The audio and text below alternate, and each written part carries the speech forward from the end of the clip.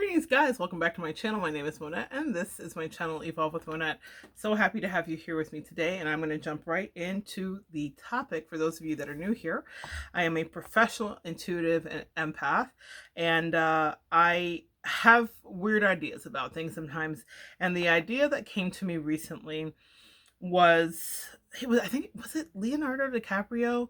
I don't know if it was his birthday or something. I don't know. For whatever reason, he's been part of the zeitgeist a lot, on Twitter and in the news and media and stuff like that. And I've been trying to figure out, like, oh, what's this about? What's going on here with this? And what they did was they taught me a lesson. The download came from my angels about divine feminines, divine masculines, Jack and Rose, and the Titanic. So let me draw you the picture here. What I heard was your relationship, for those of you that are on the other side of this part of the relationship, your relationship is the Titanic. It's the thing that's sinking. I know, stay tuned guys, it gets better. Your relationship is the thing that's sinking. For those of you guys that have found out about a third party or infidelity or someone that's just not like as focused as you are in the relationship, they're saying it's sinking. Things are changing. And they said that there is a very important lesson, because 20% of the people on the divine feminine masculine journey will manifest in a whole, like, intact, their counterpart. 80% of the rest of us are on the Titanic. Now, there are choices that can be made. We saw on the Titanic that a lot of people made choices. Some people decided to play the music as the ship sank. Some people chose to be in denial. Some people chose to go lower. Some people ran higher. Some people jumped. Some people waited to be lowered down on boats. There are many ways to leave a burning building, a tower moment. The Titanic sinking would be the literal definition in the tarot of a tower moment. Disaster. Sudden impending disaster that changes the course of things.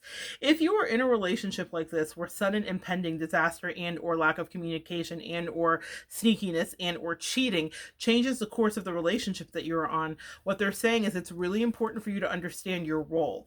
Now, we talked about the various roles there, but they said specifically that your divine masculine is Jack and you are Rose. Let's get into it.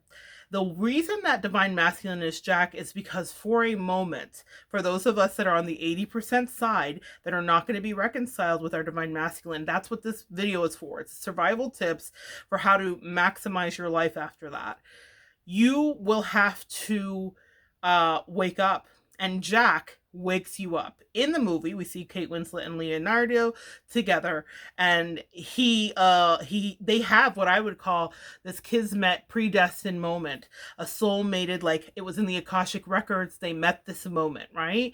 Destiny and fate and luck and everything was working.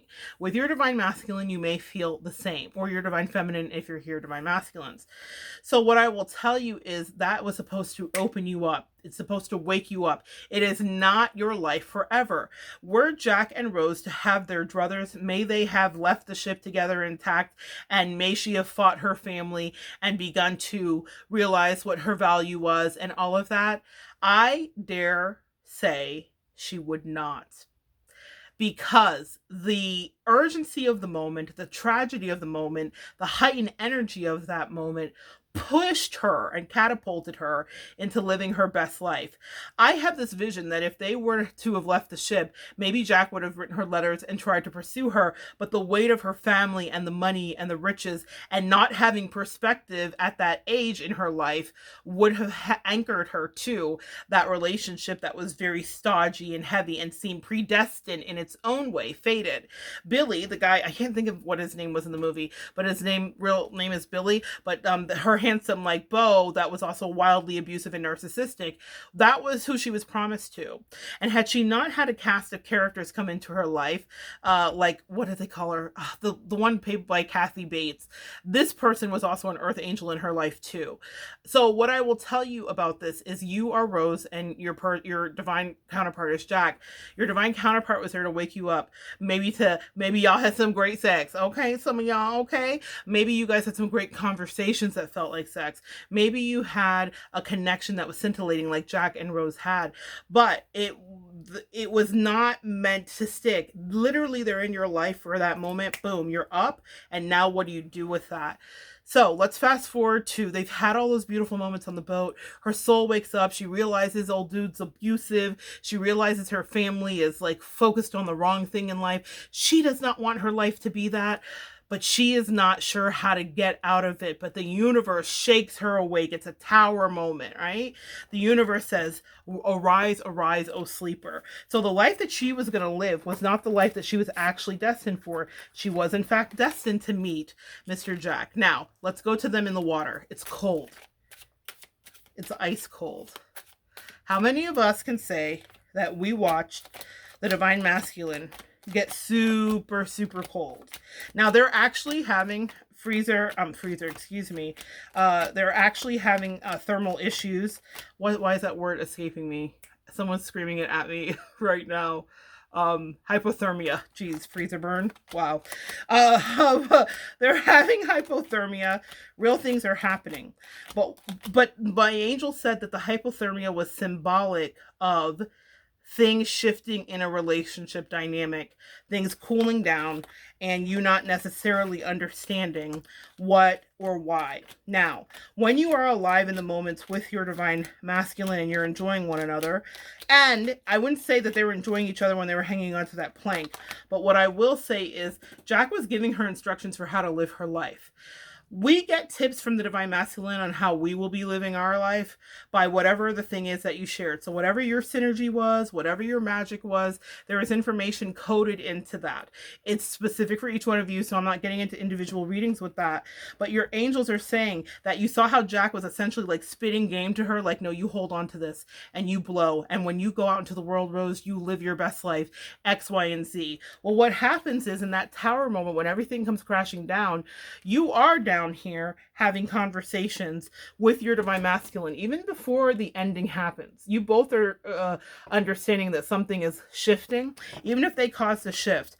I want you to have the strength of Rose, because it was a choice between her life or his, and in his own way he sacrificed his life. He succumbed to hypothermia, but he had already decided, you get the feeling in this, that he was going to make sure she survived, because that was why he was in her life. A lot of our Divine Masculines are not there trying to make sure that we survive, so please do not misconstrue this. But the awakening, the spark, the energy, and the awareness of the journey is not about holding on to him forever. How silly would it have been for Rose to say, I refuse to get on the boat when the whistles, when she could finally barely blow her whistle to get the rescue boats to come her way, because she wanted to hold on to Jack, who was now floating at the bottom of the sea and was frozen. Okay? How silly would it have been for her to forfeit her life because someone took on another form and she couldn't do anything to control it? Rose, in that moment, like you, Divine Feminine, had zero control of the outcome. The only thing she had was the will to live and her divine counterparts imbuing of his own will to her to live. And she took that and she ran with it. And it caused for her the life we see as a pan into and out of the movie, where she rode all of the roller coasters, and she was a model, and she was love, and she traveled the world, and she had experiences, and she had children, and she fell in love again. That's the part of the story. A lot of us are so worried about letting go of this thing that is ice cold here. Your Divine Masculine, when the universe, when your angels, when the predestined date in the Akashic record says it's time to cut it off, they are frigid. You cannot reach them. You cannot reason with them. They triangulate you with someone who is now their lapdog, their wolf, their prisoner. And maybe he's theirs. But you can't hold on to this. Literally, it's snowing in this card. You can't hold on to this and think, we're on this journey and I'm going to hold out hope forever and ever and ever that we're going to reconcile. Rose had a whole life to live. And if she decided to stay there, we would have not have gotten the beautiful story, her throwing the diamond over. A woman's heart is an ocean of secrets. Divine Feminine, that is so true. Your heart is an ocean of secrets, It's an ocean of ambition. It's an ocean of dreams deferred for many of us because we're holding on to something that's slipping away. The moon card talks about deceit. It talks about depression. It talks about disillusionment and addiction. As you transition out of the relationship and start to maybe realize that you're in the 80% that will not be manifesting it back, you will go through many stages. One of the stages you will go through is a depression, a dark night of the soul, where you can all but hear your divine masculine calling for you, beckoning you to come back. You will fight that for some of you. You will try your best. But what your angels say to me is that this is designed, and it is specifically a season of rest. A season where no one can infiltrate because you're being incubated, or they said the incubation you hold in your DNA is trying to push you to be great. They said, but some of you are holding on, thinking your divine masculine will come back strong, thinking that the home he now occupies is a home in which he doesn't belong. And what your angels say is, how can you know the ways which we design them to grow? It is not for you to say, but you cannot just run away into your own addictions and the things that make you sink. They said, divine feminine, open your heart, your eyes, your soul, your ears. Step away from the brink. So many clients that I talk to try to regulate the place where the bitterness sets in, the place that's filled with hate.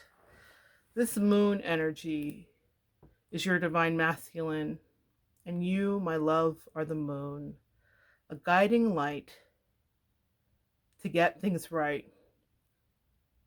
But it's not that he's coming home to you soon. I'm saying this with compassion, and I'm saying it with love.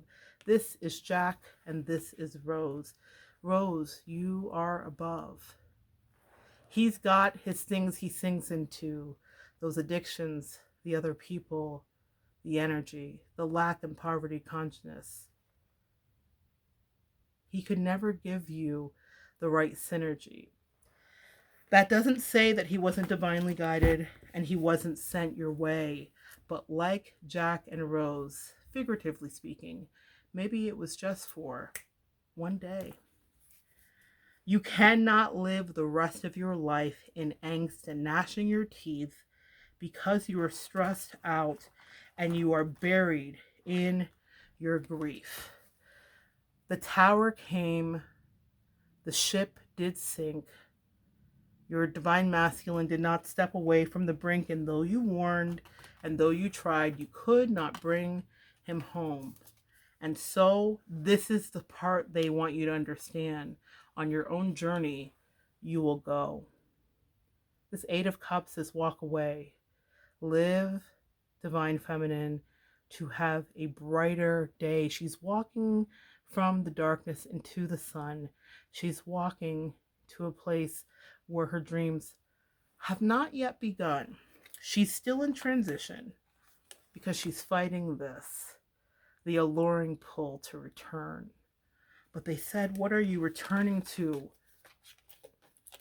They want you to learn from your divine masculine and stand firm. Your intuition told you all you needed to know. You are the high priestess, and now you grow. And now, like Rose, you maneuver through life. You have your dark night of the soul. You retreat, you seek spirituality, and then you become the Empress, and you evolve.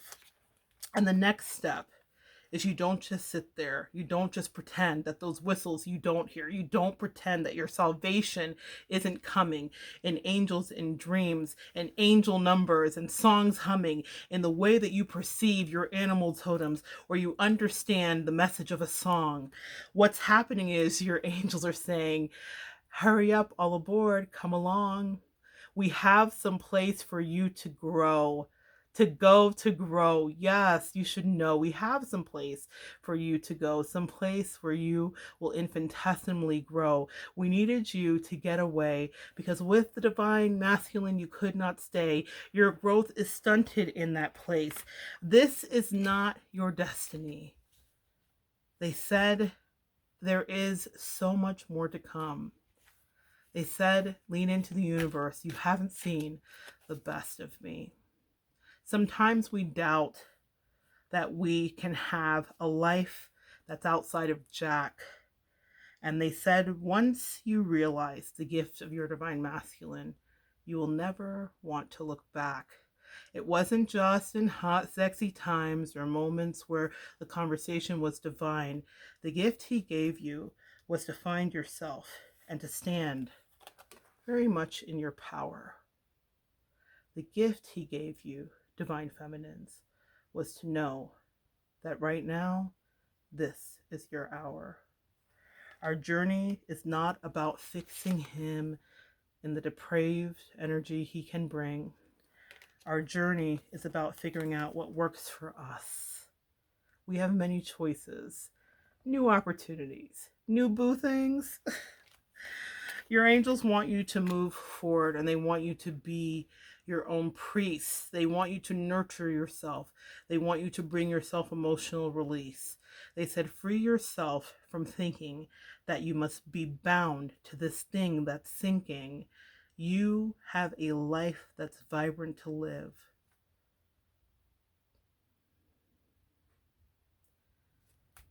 And you deserve that. You've brought it into you. You've created it. You manifested it. Jack was there to wake you up, Rose. He wasn't supposed to be with you always. But it's okay. Come with your angels and your guides, your practitioners and your singing bowls, your crystals and your mantras, your affirmations and your sage. There are much healthier and brighter days. Thank you, Spirit. Thank you, Divine Feminine. Thank you, beautiful Empath. Thank you, Intuitive Lightworker, for joining me today. I always love when Spirit comes through in such a sweet way. It kind of brings me to tears. Guys, you deserve to move forward and be really proud of the work you did. You bled and you gave and you gave and you bled and you did everything you could. Now, pour some of that back into you. Make your own memories. Take your own pictures. Ride roller coasters you want to be on, not one the Divine Masculine puts you on. In the pictures, Rose was on those roller coasters that towered above Coney Island. Go watch the last 10 minutes of that movie and see if you can't create your own vanilla sky moment where you have a snapshot of a movie that you can create and turn into a reality in your life. Live and live abundantly, live unapologetically. It didn't mean that Rose didn't love him for the rest of her life, because clearly she did. But it means that in his absence, she didn't stop living hers, right? Come back next time and join me and we'll continue to evolve together.